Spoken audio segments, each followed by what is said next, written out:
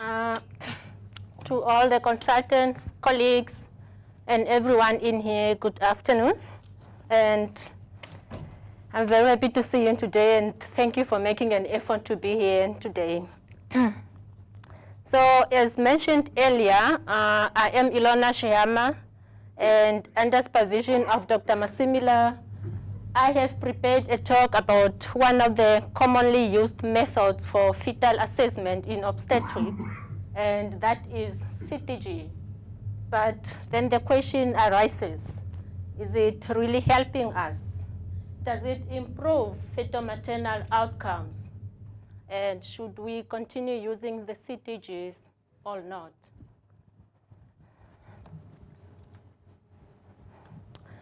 So what is Ctg? The cardiotocography is the recording of the fetal heart rate and the uterine contractions during pregnancy. It's from the Greek words, which means from cardia, that means heart, and tokos means labor and childbirth. Its natural name, which used to be called in the early 1960s, it's electronic fetal monitoring. And the fetal heart sounds were first described by the French physician. It wasn't a doctor, but it was a French physician called Marzac. And only after 150 years, the fetal auscultation was then introduced into the routine clinical practice, started in Western Europe and North America. And it was the Intrapratum Ctg monitoring which was introduced earlier in the early 1970s, and only later on, not long time ago, admission Ctg was also introduced. So this picture just demonstrates the very first Ctg machine, which was firstly became commercially available for fetal monitoring in the late 1960s. There are several methods of fetal assessment as appearing here.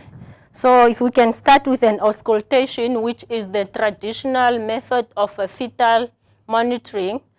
It is available in most of the poor resource settings, and it's very cost effective, but then it's also cost effective and it's also effective in assessing fetal in monitoring the fetus in a low-risk pregnancies, but it is time-consuming, and which makes it impossible, especially in our settings.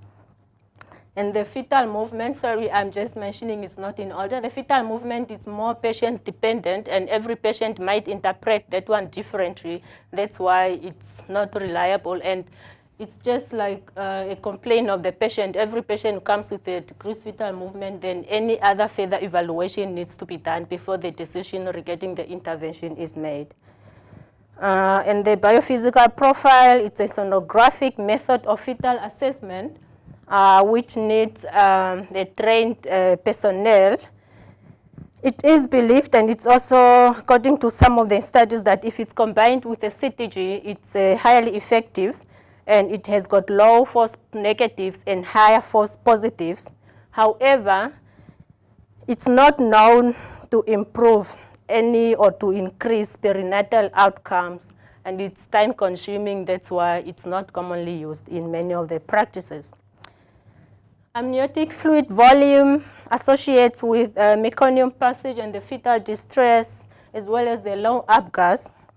But also, if one has got an oligohydramnios, further evaluation such as Ctg still needs to be done before the intervention is made.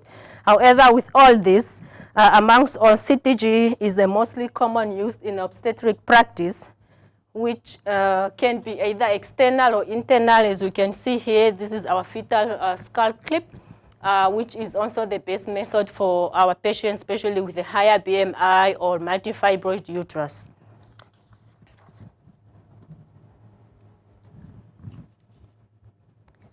So the main goal of an antenatal Ctg is to reduce the risk of a stillbirth by identifying the fetuses who are at risk of an intrauterine death which are at risk also of developing a neurological complications, and also by that we can intervene to prevent these complications or outcome if it's possible.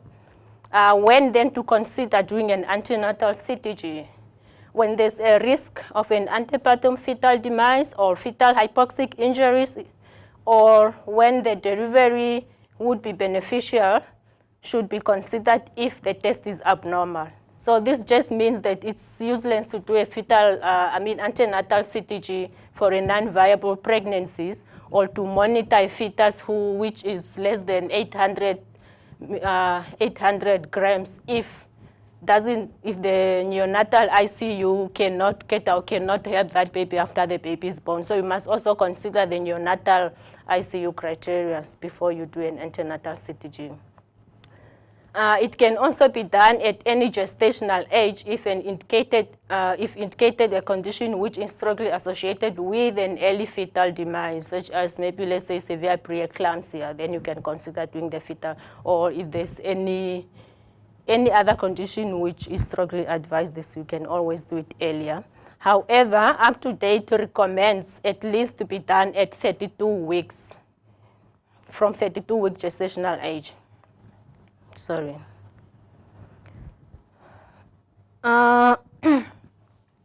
Due to some gaps in due to low evidence on whether the Ctg can really help or not, so there are no clear conclusions about the benefits or the harm of an antenatal Ctgs. However, there are potential benefits. The antenatal Ctg can help us to enable to identify the fetuses who are at risk, and also to appropriately intervene to prevent the death or adverse neurological outcome. And the harm will be, if it's a false positive test, this will lead us to unnecessary additional fetal evaluation or interventions, such as delivering the iatrogenic delivery of a preterm baby that ends up in ICU admission or even early neonatal death. And also false negative test will lead us to omit further evaluation, which then leads to the also risk of a stillbirth. Cerebral palsy and the stillbirth have common etiology pathway with similar risk factors.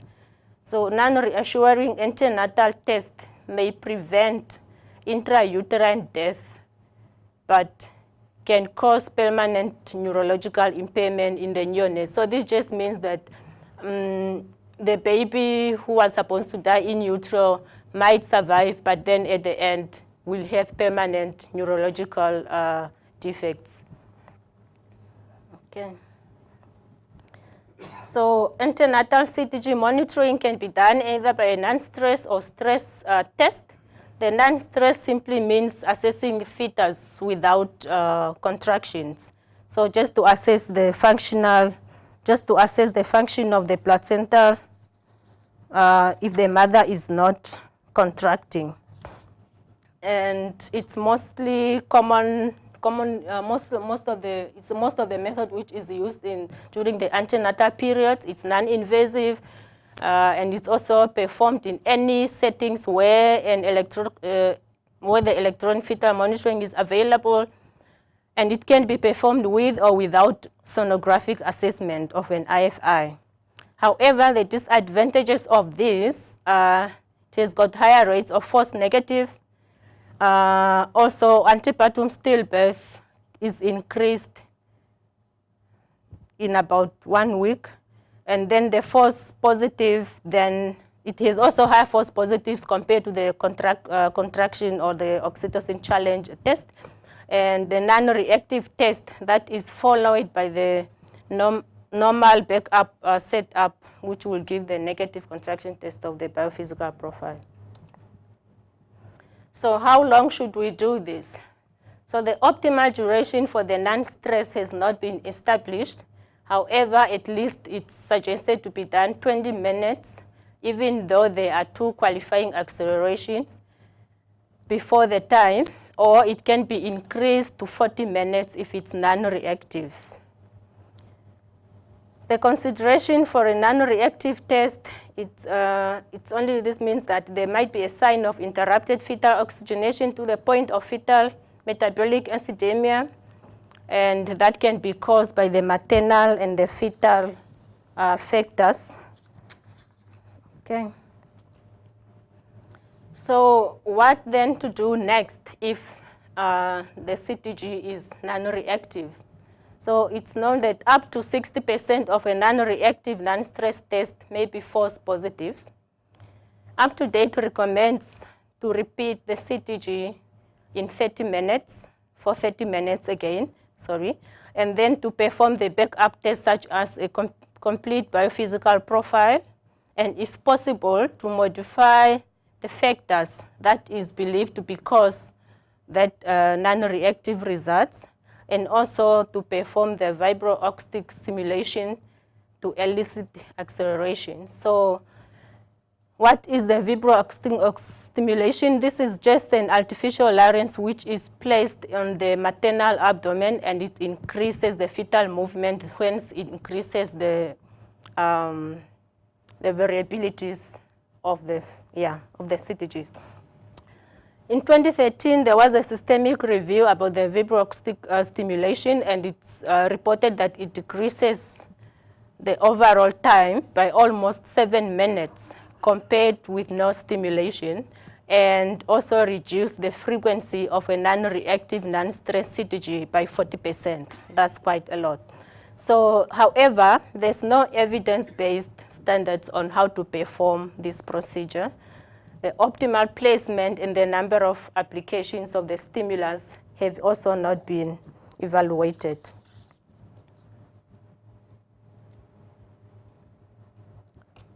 So the other interventions practiced for in the presence of a non-reactive test includes all of this.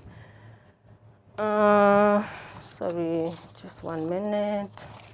Okay, so includes all of this. The transabdominal light stimulation with the halogen lights. This one, further studies needs to be done about the safety of it, whether it can be used or not.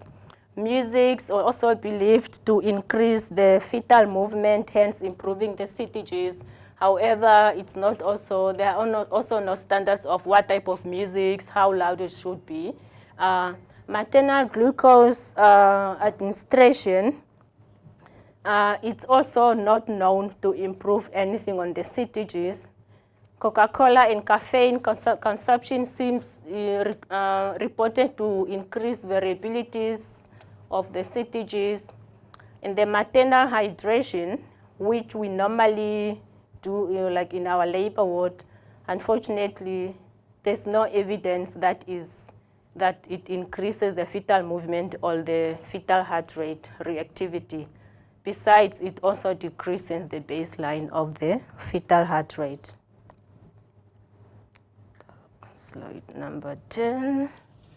Okay, so moving now to the contraction test. Contraction test, this is also known as an oxytocin challenge test. It's not commonly used as often as the non-stress test. It's less convenient, and it has contraindication. All the contraindications for normal vaginal deliveries are also contraindicated for this test. And it's done, the patient needs to be stimulated so to have the contraction. So you give an oxytocin intravenous until the patient starts to have 3 strong contractions, or the nipple stimulation. You can ask the patient to stimulate her own nipple until 3 in 10 minutes contractions, okay, before you start doing this test. And it can be interpreted either positive, which means abnormal, negative, suspicious, or unsatisfactory. So evaluation of pregnancies with positive, that means with an abnormal contraction test.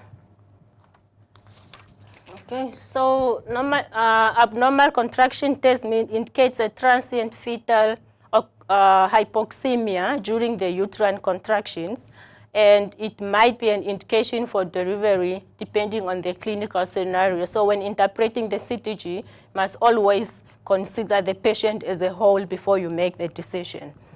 And the further evaluation might also be needed, like the biophysical physical profile. Presence of accelerations during the contraction stress test may reduce the need for interventions.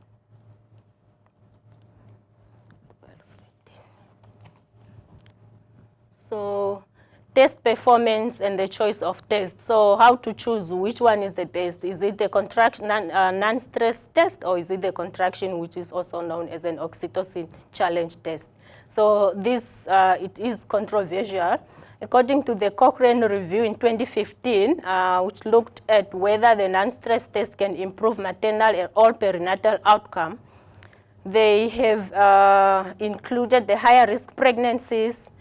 About 2,105 participants were included. That was now from 6 different randomized control trials, and the tested patients were compared with control who did not undergo a non-stress test.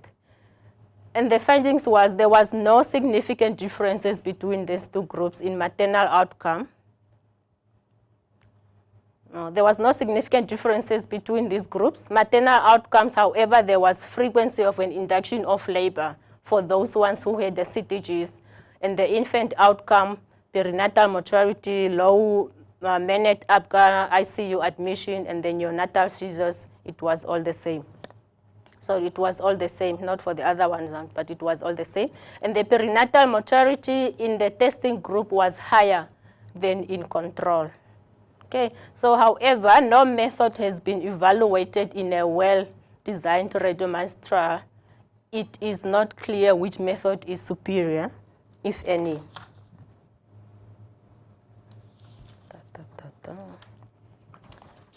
So in this article has also looked at effectiveness of the antenatal Ctgs, with its main objective was to assess the effectiveness of an Ctg, traditional or computerized, in improving outcomes for maternal and fetal during and after pregnancy.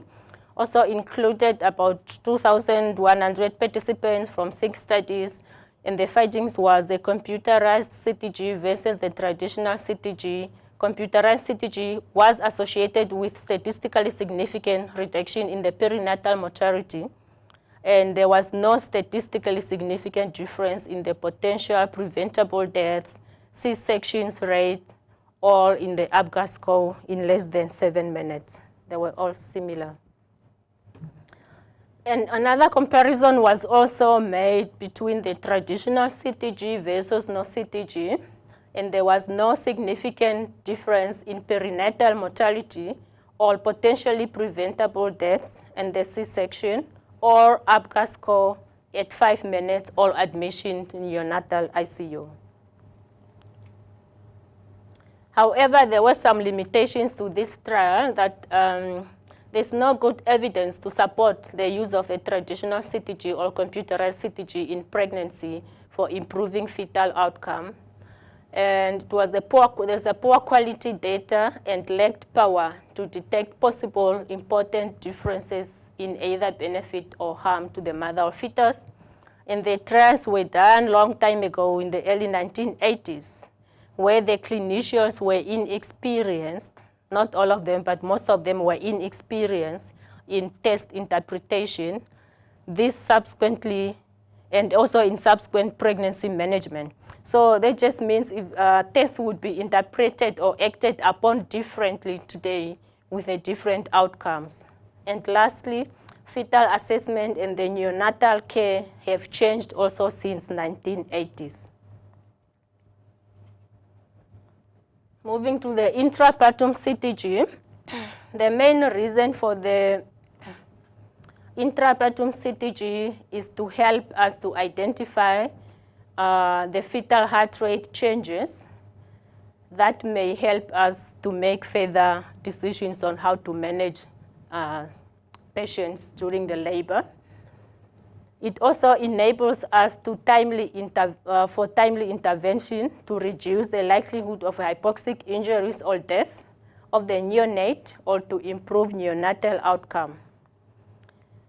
Although all obstetric society advise monitoring the fetal heart rate during labor, the benefit in this intervention has not been, unfortunately, clearly demonstrated. and it was only based on the largely upon expert opinion and the medical legal precedent. The normal fetal heart rate monitoring results creates also reassurance to both patients and the clinicians, which sometimes might lead to a negative effect and also might cause litigations. Detection of a fetal heart rate abnormalities prompt interventions. This one is a beneficial. So what does UpToDate recommend? The UpToDate, some of the major national organizations recommends intermittent auscultation using the fetal stethoscope in the low-risk pregnancies, but this method is rarely used in the United States, and also it provides limited information about the fetal heart rate variability, accelerations, decelerations, and it's also costly and it's time-consuming, making it almost impossible, especially in our settings where we see so many patients. While the ACOG also recommends continuous electronic fetal heart rate monitoring or intermittent auscultation in an uncomplicated patients. However, it strongly recommends to monitor the patients who are at higher risk continuously with Ctg. The NICE guidelines also recommends intermittent auscultation in the first stage of labor and the continuous Ctg if there's any other risk factors or if there's any concern arising from the intermittent Ctg. But it also recommends that if there was any concern and now that the Ctg has improved and becomes normal, then auscultation, intermittent auscultation needs to be followed, not continuous Ctg. So frequency and the duration of monitoring. Admission Ctg, its main reason is to identify the fetuses who have or are at risk of abnormal intrapratum fetal heart rate monitoring, or who might benefit from continuous rather than intermittent Ctg, and this is the main reason we mainly do it for every patient who presents in labor. And however, there are no sufficient data to draw the conclusions about the value of the labor admission test in women with high-risk pregnancies. But the standard is to be done 20 to 30 minutes along with uterine activity and also to consider the maternal vital signs. 2017, there was a systematic review of a retromenstrual which was done in a low-risk pregnancies about the labor admission test. And it was reported that it did not reliably predict fetal ability to tolerate labor over time, only for that short time. And it did not reduce neonatal morbidity compared with intermittent auscultations. So these articles also have just looked at admission Ctg, whether it's effective or not. So, and it has also included only the low-risk women, not the higher-risk women. There was no evidence to support that the admission Ctg is beneficial in a low-risk woman. So this is now in controversial with the other articles. And the test does not prevent the adverse outcome. It predicts only these outcomes poorly, and it increases the incidence of minor obstetric interventions like a iatrogenic preterm delivery. Low-risk women should not be offered an admission Ctg. So intermittent Ctg versus, intermittent auscultation versus Ctg. Figure has also looked at intrapratum fetal monitoring, intermittent auscultation, the systematic review of a randomized controlled trial, which was carried out in 1970s, 80s, and early 1990s, compared intermittent auscultation with a continuous Ctg for intrapratum monitoring in both low and the high-risk women. The Ctg is associated with, so the final conclusion was that the Ctg is associated with a lower risk of a neonatal seizures, but with a higher cesarean and instrumental delivery, vaginal deliveries. There was no conclusive evidence for the benefits of a continuous Ctg versus intermittent auscultation in labor.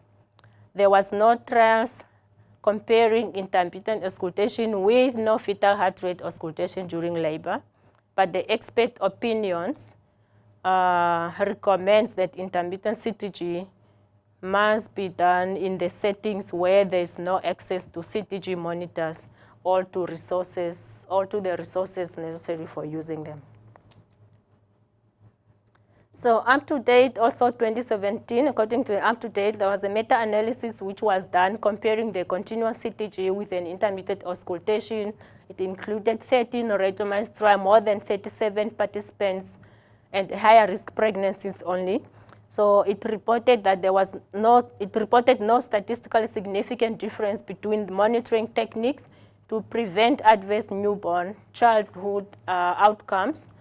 For example, HIE, cerebral palsy, poor Apgar score at 5 minutes. There was fewer neonatal seizures with continuous monitoring, but no differences in the long-term run regarding the neurological outcomes. In the recent meta-analysis, which was done this year, 33 trials, more than 118,000 participants, also evaluated multiple forms of intrapratum fetal monitoring. Reports that intermittent auscultation neither reduced nor increased adverse neonatal outcomes. And there was fewer cesarean section birth overall and fewer emergent cesarean sections for fetal distresses within intermittent intermittent auscultation, sorry. So are there any harm to do continuous fetal monitoring? So there are harms, like it results more operative vaginal deliveries for abnormal fetal heart rate patterns, all acidosis, fewer spontaneous vaginal births with a continuous fetal monitoring, and more cesarean sections because of the abnormal Ctgs. Okay? All 7 trials were published long time in the early 1980s also, and they also found that no significant increase in the rate of a C-section. Oh yeah, sorry. So yeah, no, for the patients who were monitored continuously compared with those monitored intermittent auscultation. And the 4 small trials published before 1980s found that there was significantly higher rates of a C-section with a continuous monitoring.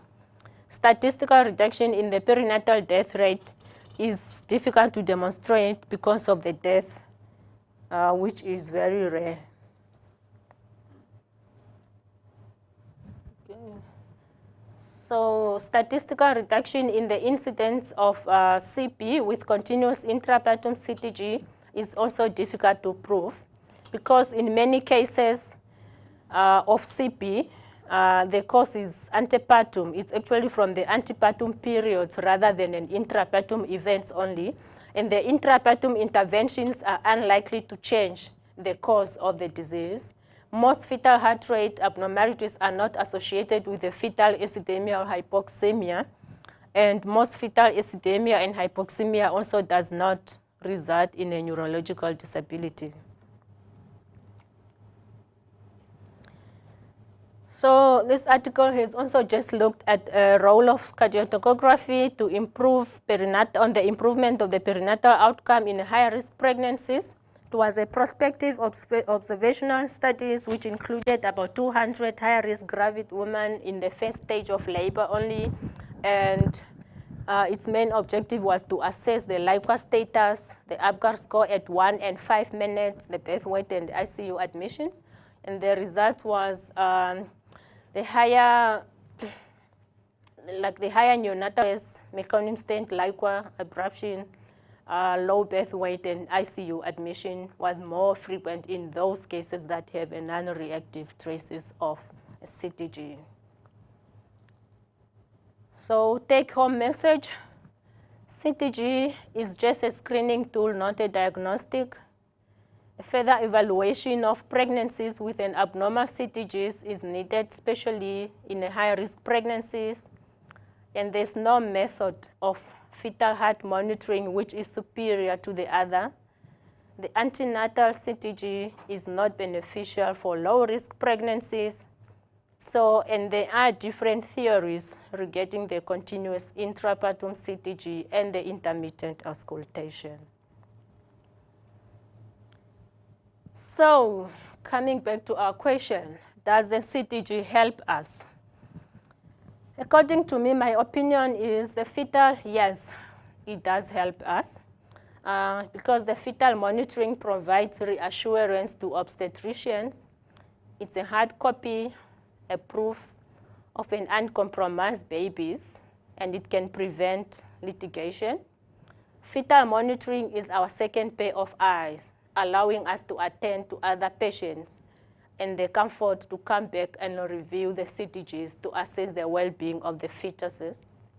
Method of monitoring is dependent on the clinical setting and staffing. In a busy labor ward like ours, the Ctg is our assistant in the management of our patients. However, the concern still that unnecessary interventions are done. I thank you all for your attention.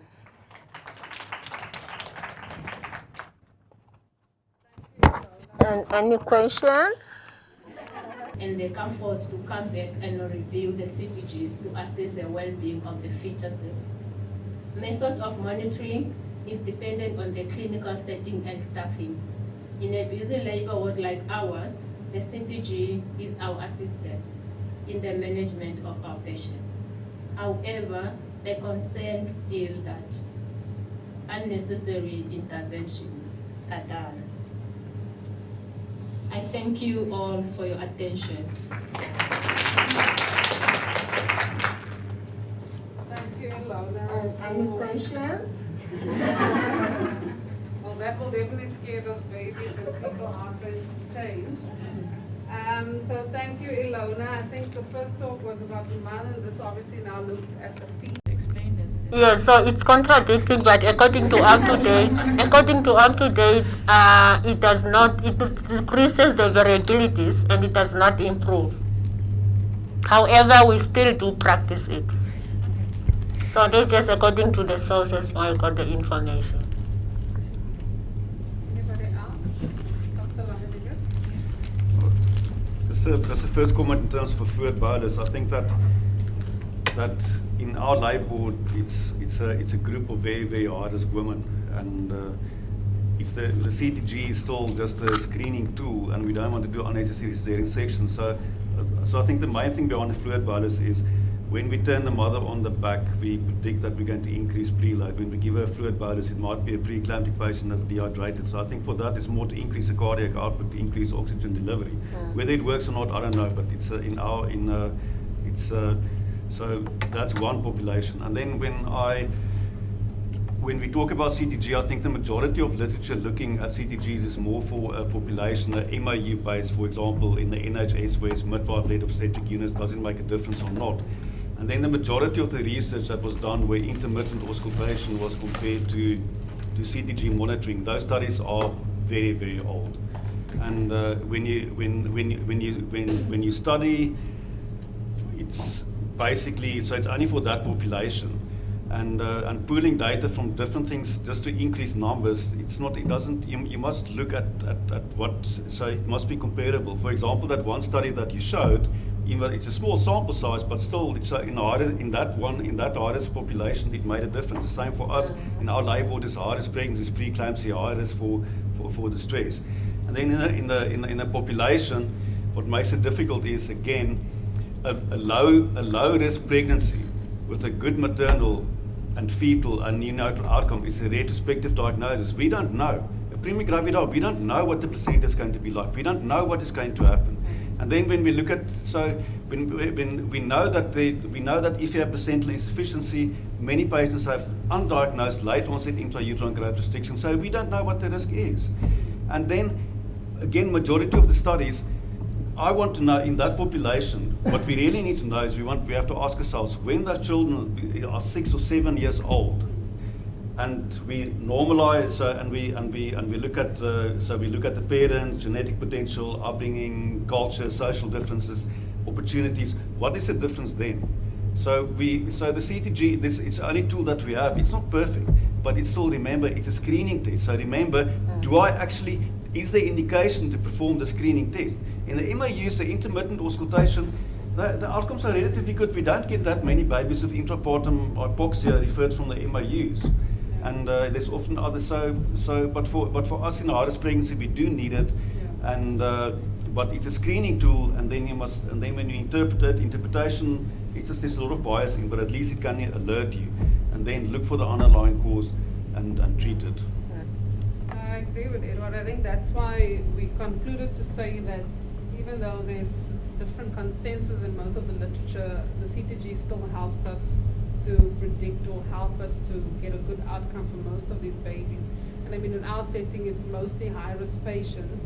And like you said, most of these studies are based on low-risk patients and not that much high-risk patients.